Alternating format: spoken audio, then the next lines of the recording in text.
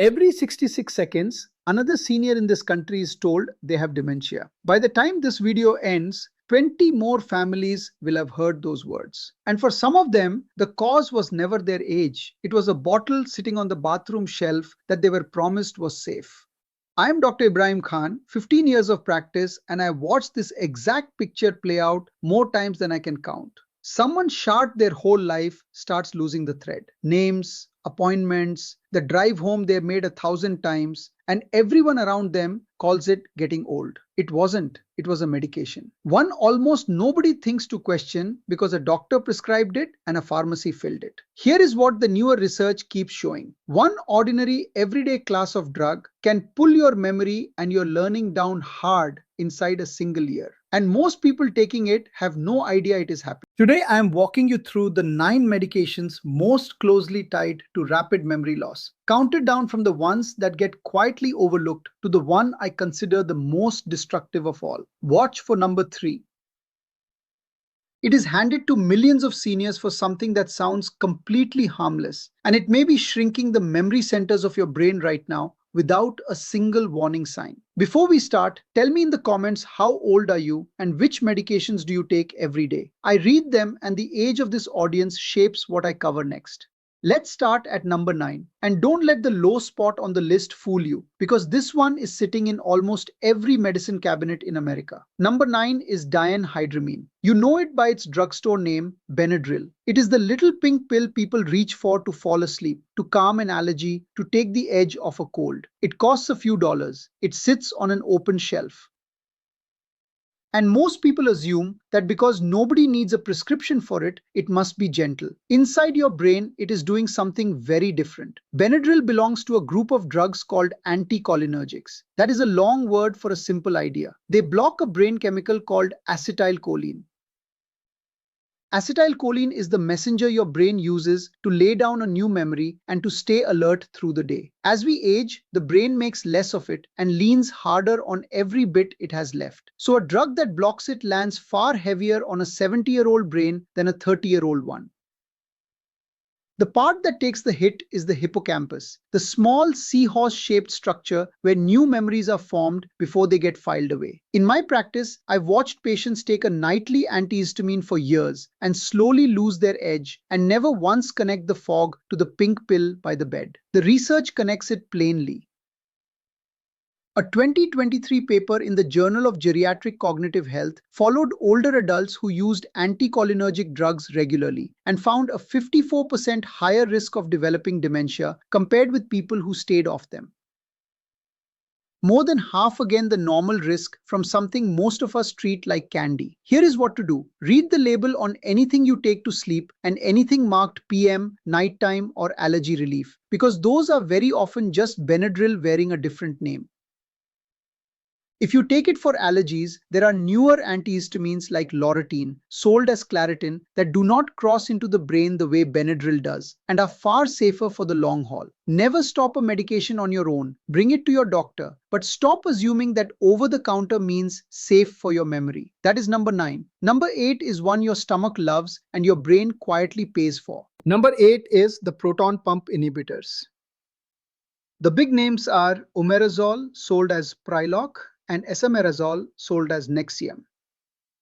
These shut down acid production in the stomach, and they get handed out for heartburn, reflux, and that burning feeling after meals.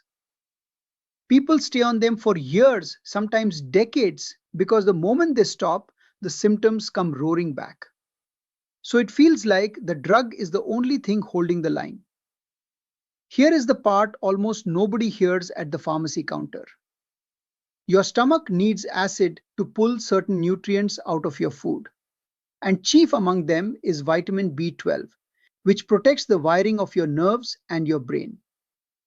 Turn the acid down far enough, long enough, and your B12 quietly drops. So do magnesium and calcium, two minerals your brain cells depend on to fire and signal cleanly.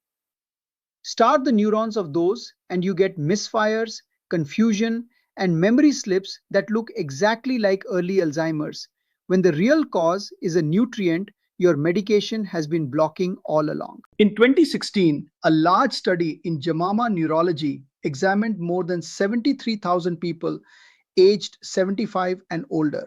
Regular PPI users had a 44% higher risk of dementia than people who did not take them. And the trouble runs deeper than nutrients because PPIs have also been shown to raise levels of amyloid beta in the brain, the sticky protein that builds up in Alzheimer's disease. So here is the move. If you take a PPI every single day, that is the conversation to have with your doctor. Many people can taper down onto a gentler class called H2 blockers, like Fortidine, sold as Pepsid, which is far less likely to touch your thinking. Chewing deglycerinated licorice, a natural compound that coats and calms the stomach lining, can ease symptoms with no cost to the brain at all.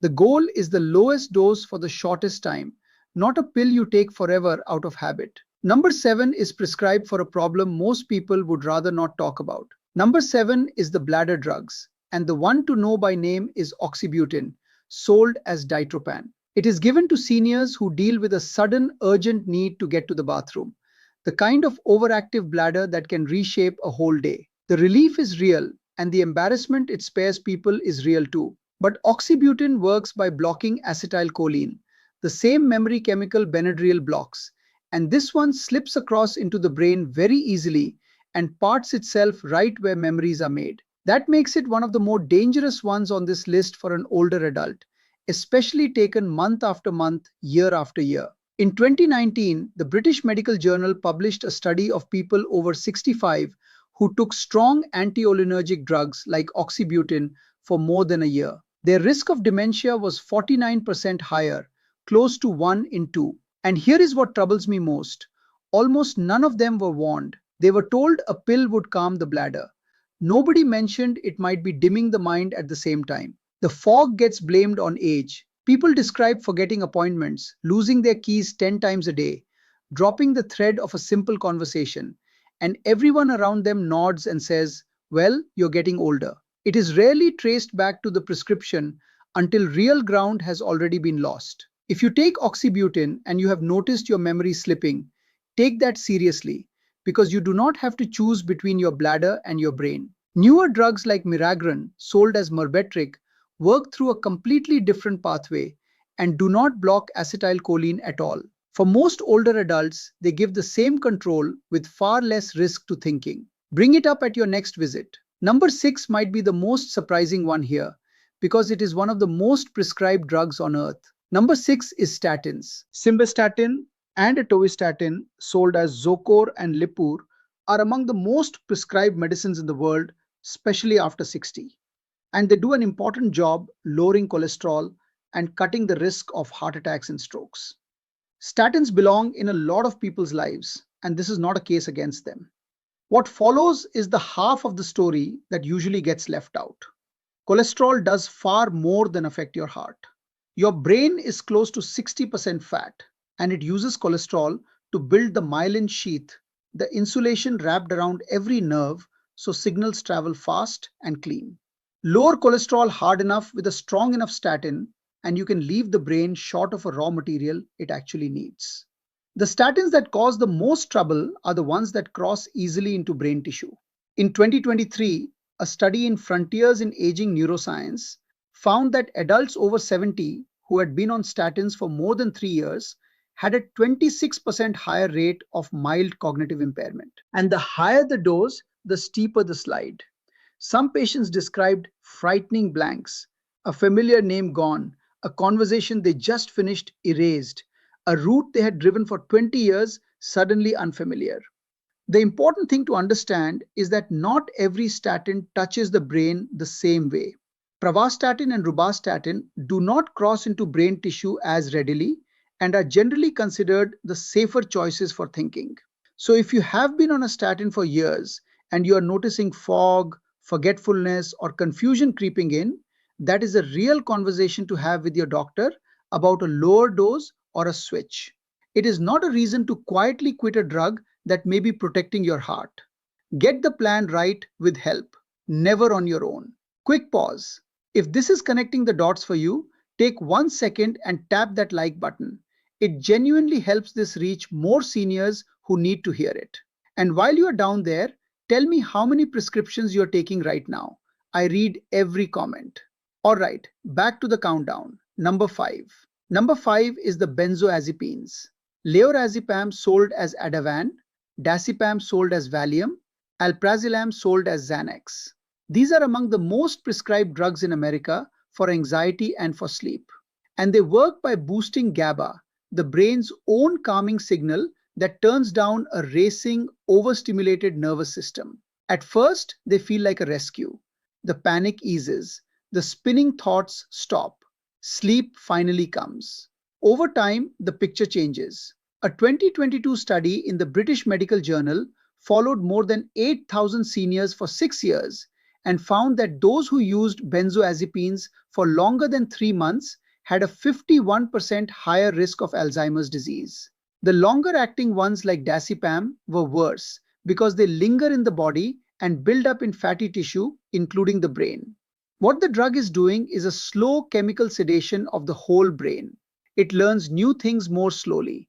It grows less flexible, and many people describe a flatness, a sense of moving through fog, of not quite being themselves anymore.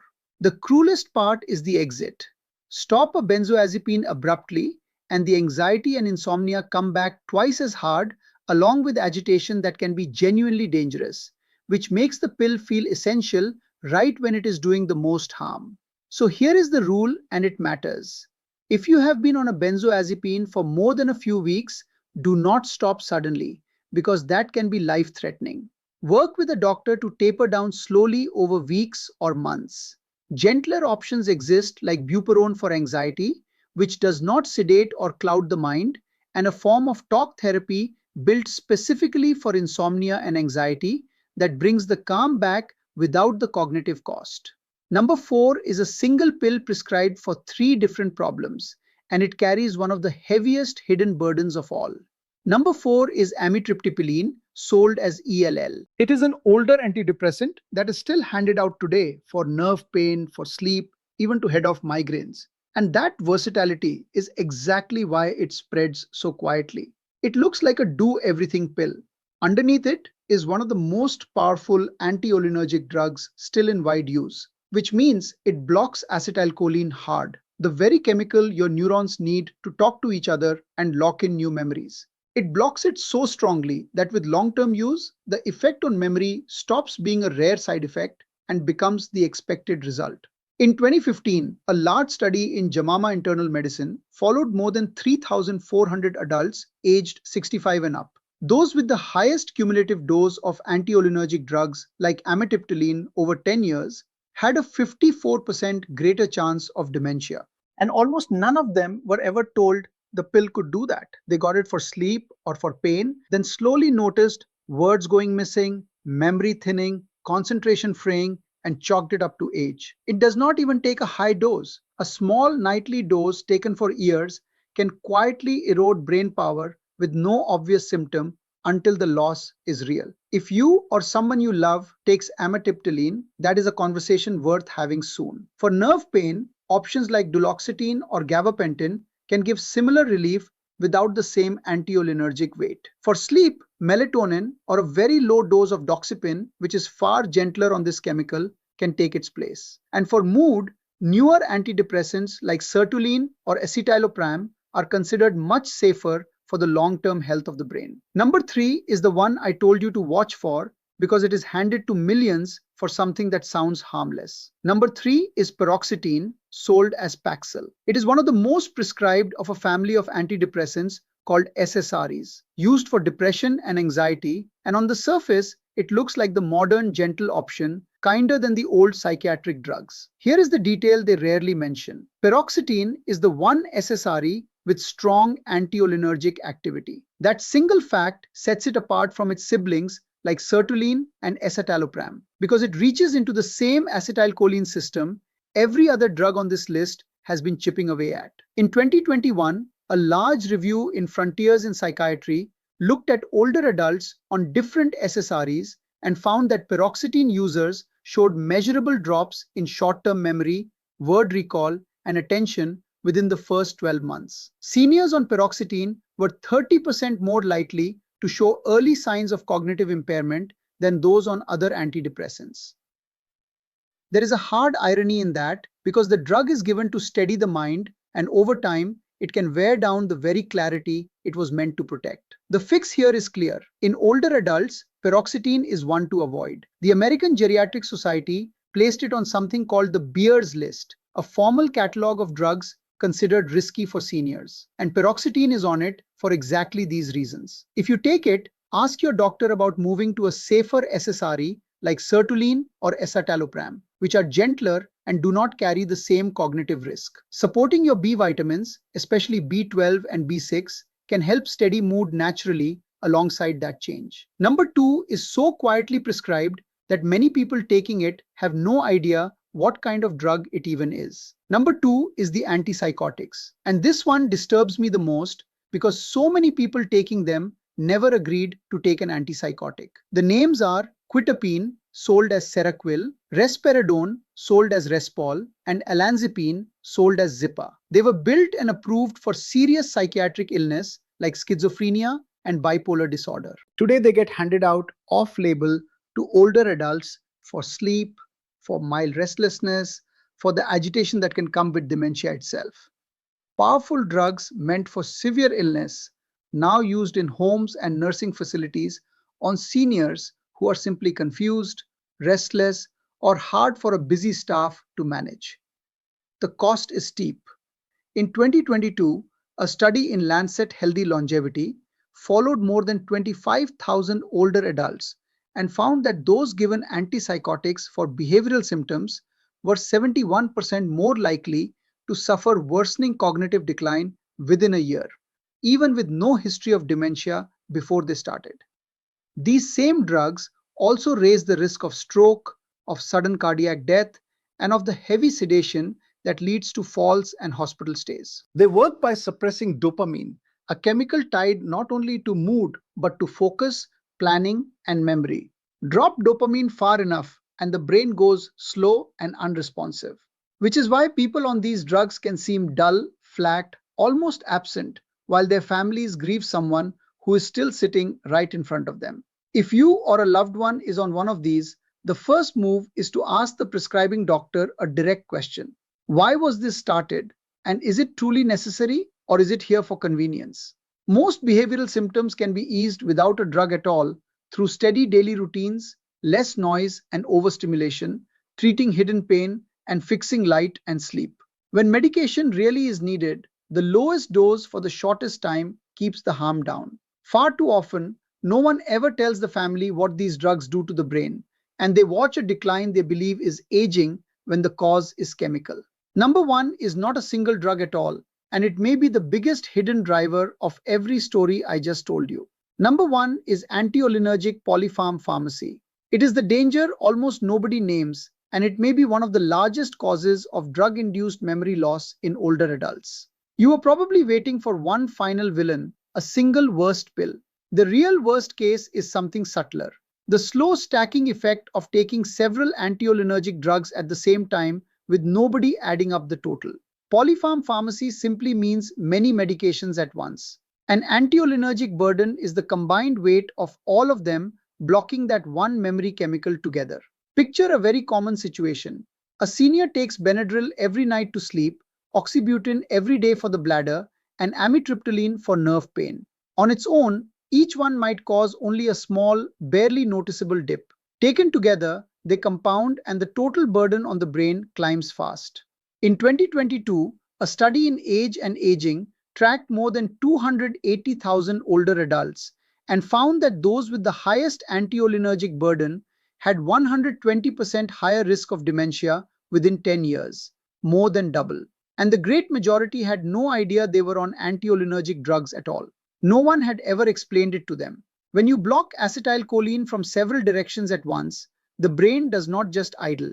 Neurons start to wither from disuse. Connections shrink, and the brain settles into a quiet, underpowered state that looks almost identical to Alzheimer's on testing. Here is the hopeful part, and it is the reason I made this video. Drug-induced decline is often reversible when it is caught early. Lift the burden, and many people get their clarity, their energy, and their memory back within weeks or months. The brain is more resilient than we give it credit for, but only if you take away what is hurting it. The fix does not take a miracle. It takes a careful medication review. Sit down with your doctor or your pharmacist and have them go through every prescription, every over-the-counter pill, and every supplement and add up the anti-cholinergic load. There are simple scoring tools that do exactly that. Once the problem drugs are spotted, you can taper off what you do not need, switch to safer options, and give the brain room to recover. This is the most preventable threat to the aging mind on this entire list, and that is exactly why it sits at number one. Now, I want to hear from you. Of these nine, which ones are in your cabinet right now? Have you noticed brain fog or forgetfulness creep in after starting something new? Tell me below and tell me you will ask for a medication review this week. Your answer might be the thing that saves the next person who reads it. And before you go, there is one more place your body hides its warnings. Your medicine cabinet is one, your hands are another. Your fingernails can flag trouble in your kidneys, your blood, even your nervous system years before anything else does. And most people never know what to look for. That is the next video. I will show you the 4 nail signs worth checking tonight. I am Dr. Ibrahim Khan. Stay sharp and I will see you.